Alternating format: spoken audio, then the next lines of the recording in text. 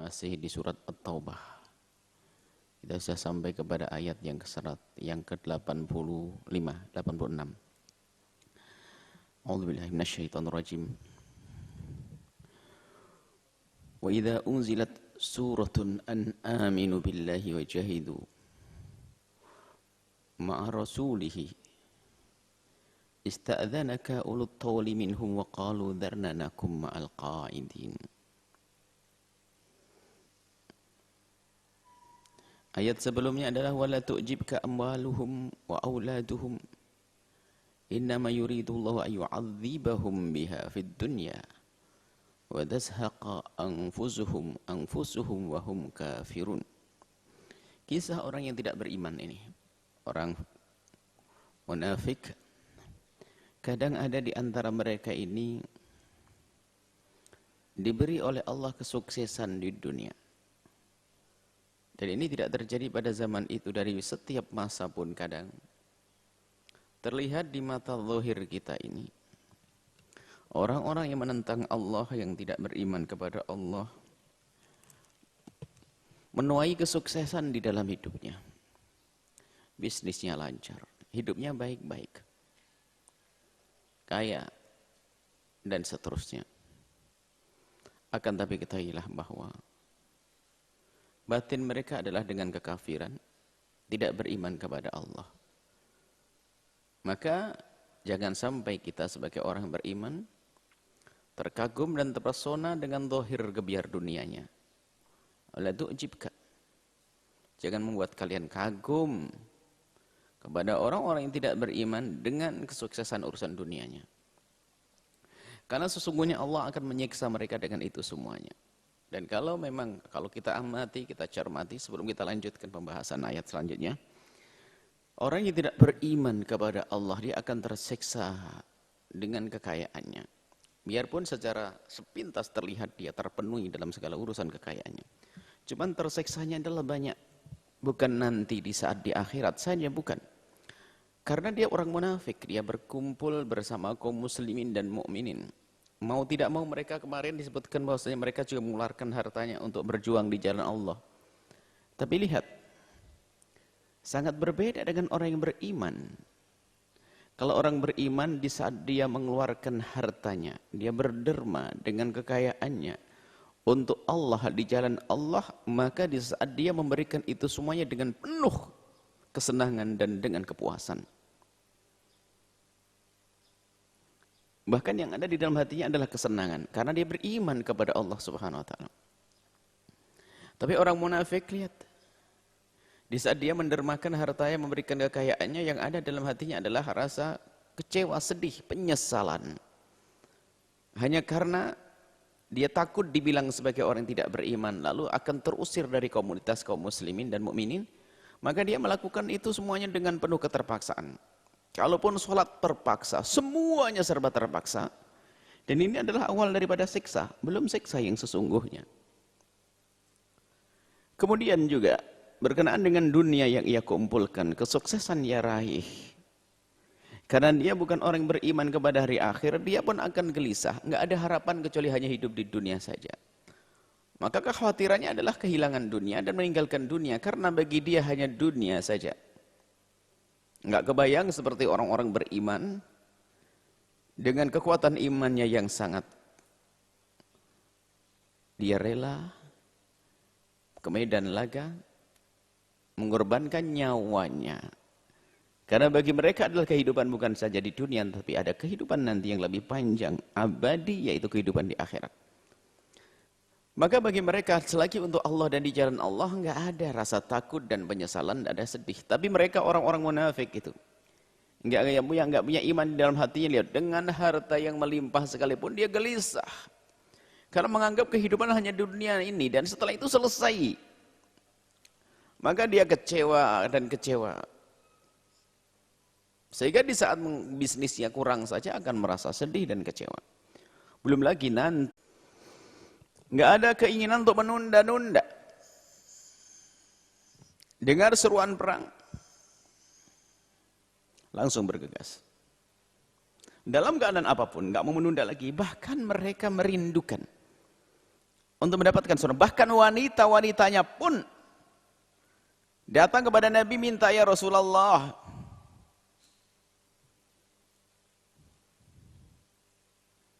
kaum pria pada jihad, mulia dengan jihad, mendapatkan kemuliaan dengan berjihad. Lalu kami mana ya Rasulullah? Untuk kami mana ya Rasulullah? Kami juga ingin jihad. Allah, wanitanya juga ingin jihad. Nabi memberikan enggak jawaban tentang jihadnya seorang wanita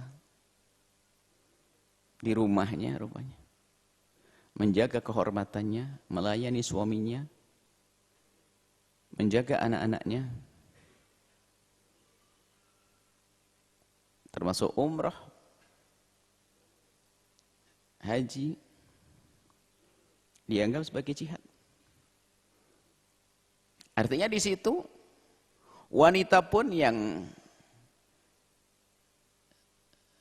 sudah diizinkan mereka untuk tinggal dan tidak ikut berperang, ternyata mereka juga merindukan untuk bisa berjihad. Jahadu, mereka berjihad bi amwalihim, dengan harta mereka, wa anfusihim, dan jiwa mereka.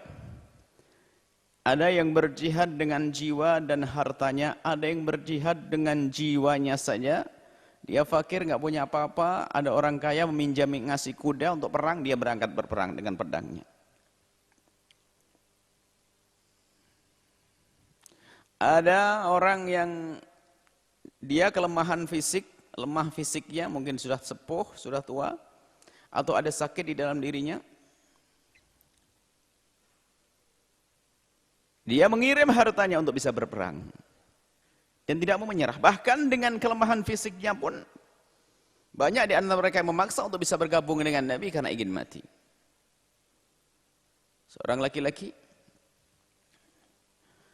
yang diberi oleh Allah kekurangan, kakinya cacat, sehingga kalau berjalan dia pincang, tidak bisa lari kencang seperti orang sehat. Datang kepada baginda Nabi bersama pemuda-pemuda yang mendaftarkan dirinya untuk dibawa jihad oleh Rasulullah. Jatuh giliran menghadap Nabi kepada laki-laki tersebut. Nabi dengan senyum indah yang menunjukkan kelapangan hati Nabi dan kasih sayang Nabi, Nabi tersenyum kepada laki-laki tersebut dan berkata, kau tinggal di rumah saja, engkau tidak usah ikut perang. Lalu laki-laki tersebut berkata, ya Rasulullah, ali urjati hadhihi, apakah karena aku pincang ini ya Rasulullah lalu aku tidak boleh perang ya Rasulullah? Laki-laki Nabi dengan senyum beliau menjawab, iya, Islam kan indah, enggak boleh, enggak memaksa orang yang punya kekurangan, kelemahan seperti dirimu. Kamu di rumah saja. Rupanya laki-laki tersebut kerinduannya surga sudah betul-betul memenuhi hatinya.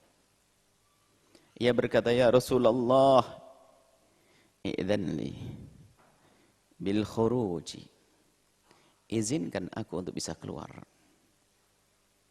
Wallahi, demi Allah ya Rasulullah, sa'ata'annal jannata bi'urjati hadhihi, demi Allah ya Rasulullah, aku rindu untuk bisa menginjakkan surga dengan kepincanganku ini ya Rasulullah. Bayangkan, kalau sudah iman betul-betul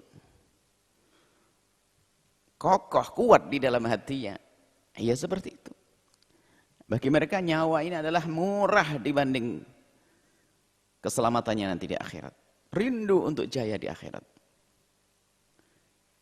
Ini orang-orang yang beriman sangat jauh dengan orang munafik. Dan mereka menjalani itu semua dengan penuh kesenangan, kebanggaan, penuh dengan harapan yang sangat berbeda dengan orang munafik di saat mereka akan ke medan laga. Gelisah bagaimana akan keluar dari barisan, gelisah bagaimana akan mundur. Yang sudah di rumah pun mereka juga gelisah. Tidak ada ketenangan di dalam hatinya. Ulaika lahumul khairat. Mereka mendapatkan segala kebaikan.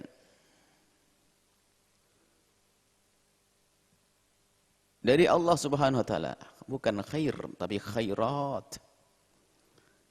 Yang tidak berbatas.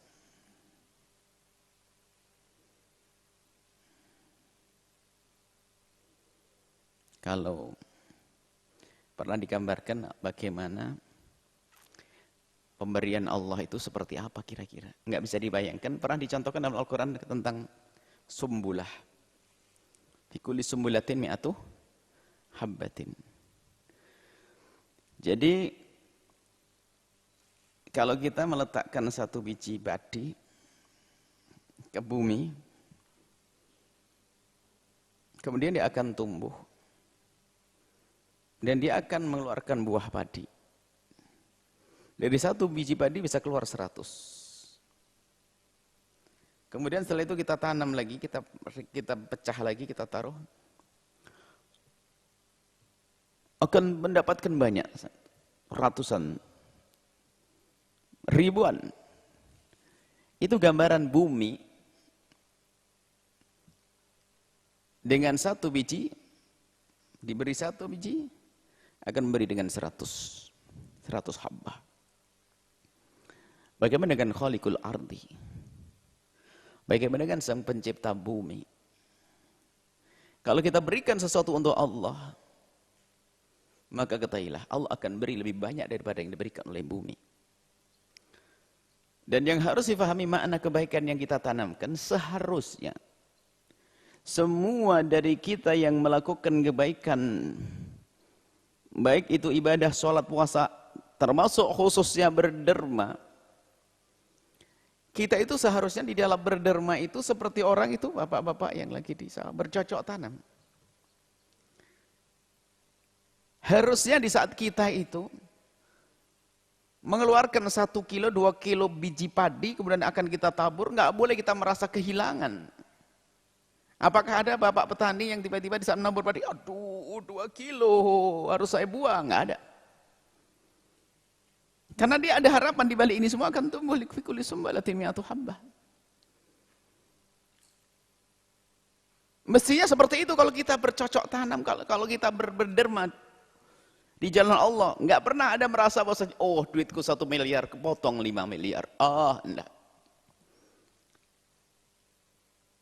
Pak Tani di saat dia menaburkan padi untuk ditanam, dia nggak pernah merasa bahwasanya oh hilang 2 kilo daripada berasku, bisa aku makan 2 hari ini. Nggak ada gitu. Karena dia ada dugaan bahwasanya setelah ini akan tumbuh dan berkembang lalu akan berbuah. Bagaimana dengan ahli iman dengan Allah? Yang berderma seharusnya tidak boleh merasa, itulah orang ikhlas, tidak boleh merasa kalau dirinya hartanya hilang. Uangnya 1 miliar terkumpul, 500 juta didermakan, dia nggak akan merasa kehilangan. Karena apa? Ada buahnya nanti. Yang buahnya bukan hanya fi kulli sumbulatin mi'atu habbah, akan tapi nanti pahala yang berlipat-lipat di hadapan Allah Subhanahu wa taala. Di hadapan Allah Subhanahu wa taala. Nah,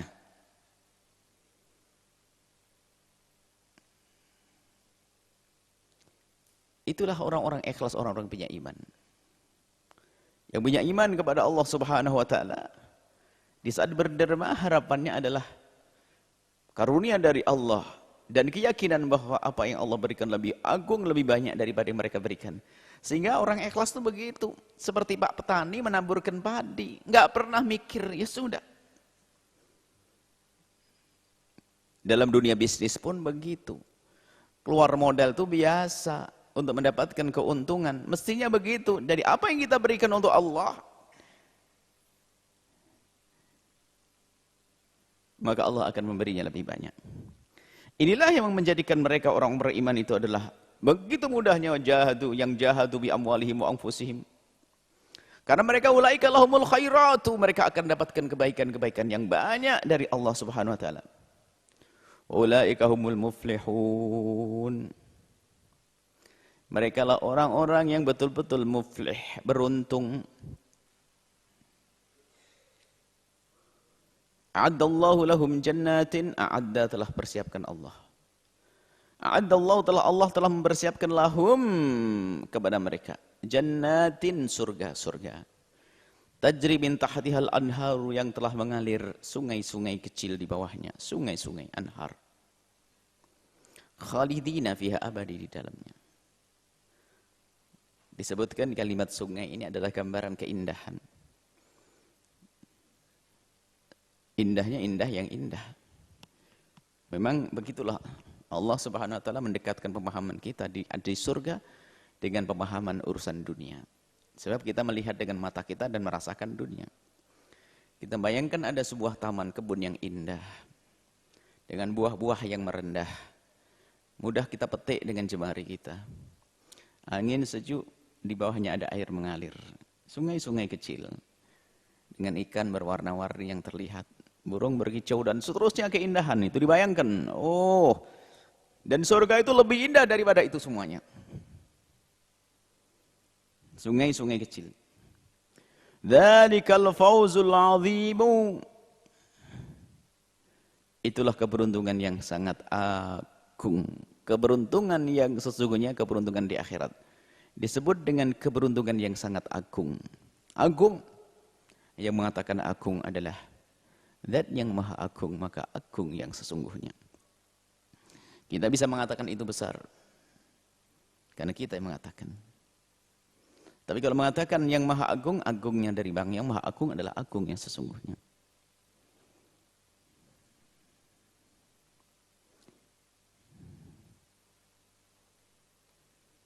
Sampai di sini insyaallah kita lanjutkan pada pertemuan yang akan datang. Wallahu a'lam bissawab.